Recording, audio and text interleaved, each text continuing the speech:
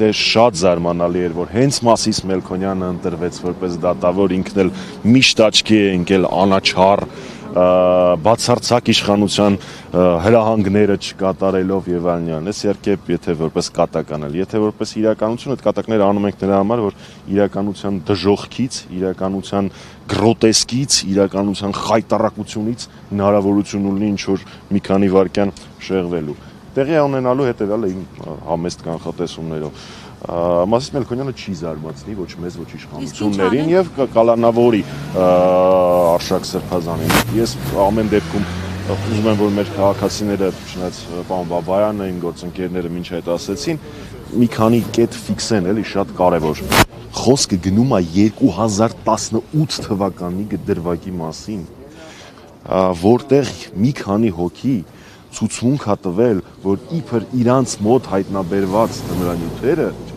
իրանց գրպանը գցել է Արշակ Սրբազանը։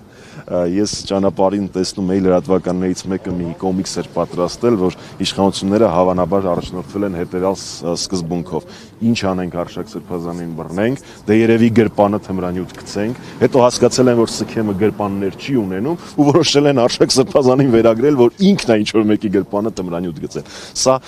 խայտառակություն չի, սա անաստվածություն է, սա անբարոյականություն է։ Մամջանց կնդիմությունը ինչ է անում, որ ինքն էլ դառնա կանխատեսելի, որ կարողանա համարժեք արձագանքել։ Հերթով հատ-առհատ գնում է դատվելու, եթե իրականությունը ասենք։ Հատ-առհատ բոլորին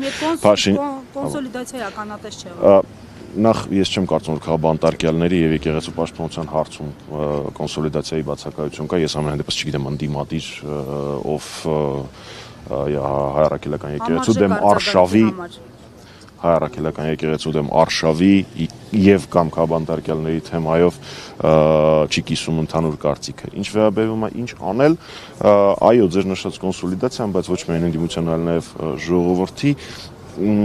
այլընտրանք չունի։ Փաշինյանը այսպես անելու է մինչև ընտրություններ ու ավելի վայրագ է սկսելու այս ամեն ինչը շարունակել ընտրություններից հետո, եթե հանկարծ վերընտրվի։ Մենք անհրաժեշտություն ունենք օր առաջ սա կասեցնել։ Սա առանց մեր բոլորի համատեղ, եթե ասում բոլորի, նկատի ունեմ հայրենասերներին, նկատի ունեմ